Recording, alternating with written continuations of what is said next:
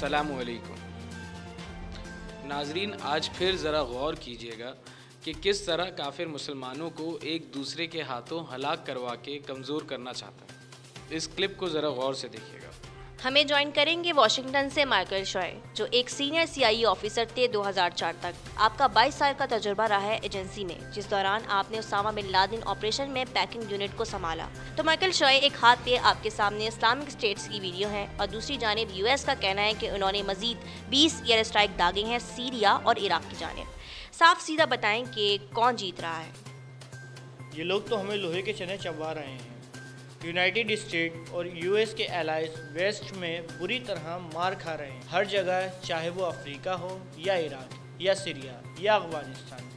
ये वाकई काफ़ी तकलीफ़देह सूरत हाल है। हम जितने चाहें एयर स्ट्राइक्स कर लें, पर हमने अपने पिछले तजुर्बों से साबित किया है कि हम फॉरेन आर्मी को ट्रेन करने में नाकाम रहे हैं। तो हम यहाँ शदीद परेशान कुन हालात में फंसे हुए हैं। तो मतलब आप क्या मशवरा देते हैं कि वेस्टर्न ग्राउंड यूनिट्स यानी यहाँ की फ़ौजों को भी भेजा जाए वहाँ? नो मैम, मैं समझता हूँ कि हम दूर हो जाएं इन सब से।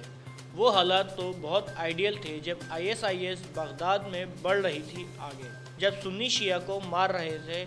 ये बिल्कुल वो सब हो रहा था जो हम चाहते थे। हमने साबित किया है कि हमारी मिलिट्री इस काबिल नहीं है, या ये कहें कि हमारे पॉलिटिकल लीडरों के सबब हमारी मिलिट्री फंसी हुई है कि हम इन लोगों को शिकस्त हरगिज़ नहीं दे सकते। अब बस जो बेहतरीन उम्मीद है हमारी वो ये कि इनके माबैन शिया सुन्नी के फसादात बर्पा होने दें ताकि ये एक दूसरे का खून बहाएं। ये जनाब फॉर्मर CIA एजेंट हैं और इन्होंने उसामा बिन लादेन के ऑपरेशन में जो टीम जा रही थी उसके लिए पैकिंग की थी। जस्ट इमेजिन, इस शख्स को भी इतना शऊर है कि किस तरह मुसलमान थ्रू आउट द हिस्ट्री एक दूसरे के साथ लड़ते झगड़ते आ रहे हैं और किस तरह ये हमारे आपसी आइडियोलॉजिकल डिफरेंसेस को भड़का के बग़ैर अपनी आर्मी डिप्लॉय किए हमारी गर्दनों को एक दूसरे के हाथों कटवा सकते हैं। मिसाल के तौर पे एक और हज़रत हैं मासूम से एक्स CIA एजेंट, जिनके ज़रिए से सद्दाम हुसैन को असैसिनेट करने की कोशिश की गई थी। सुनिए ज़रा इनकी क्या ऑब्जर्वेशन है। इस्लाम शुरू से कॉन्फ्लिक्ट्स और सिविल वॉर का शिकार है। ये लोग शुरू से लड़ते आए हैं। पहले आले पैगंबर सल्लल्लाहु अलैहि वसल्लम से लड़े, फिर आपस में शिया सुन्नी के नाम पर लड़ते आ रहे हैं। यही 1400 सालों से चलता चला आ रहा है और अब दोबारा हम इस फितने को उठा बैठे हैं और अब ये चलता चला जाएगा काफ़ी लंबे अरसे तक और काफ़ी नुकसान पहुँचेगा। यहाँ काफ़ी लोग मारे जाएंगे और इसका कोई हाल नहीं है।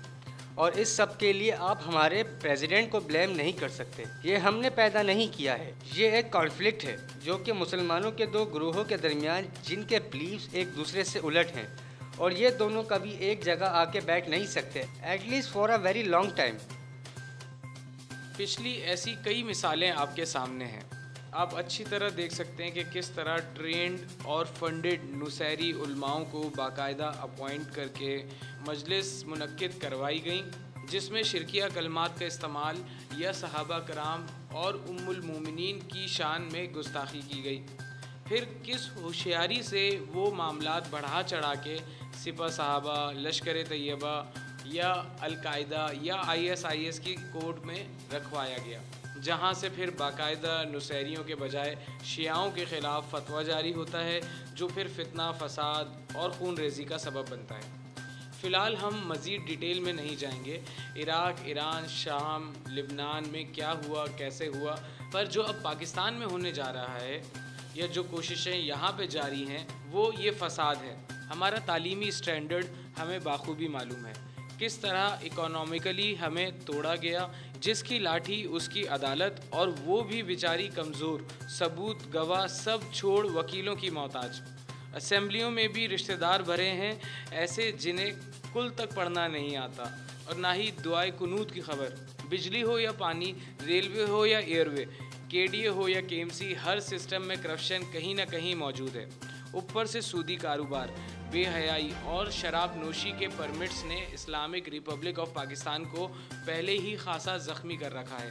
हम वाकई हालात से जूझ रहे हैं। मुल्क पहले ही IMF के यहाँ गिर भी पड़ा है اور یہ لکڑ بھگے چاروں طرف سے گھات لگائے بیٹھے ہیں، اور اب یہ اس سرزمین پہ بھی شیعہ سنی بریلوی دیوبندیوں والی آگ بھڑکانا چاہتے ہیں۔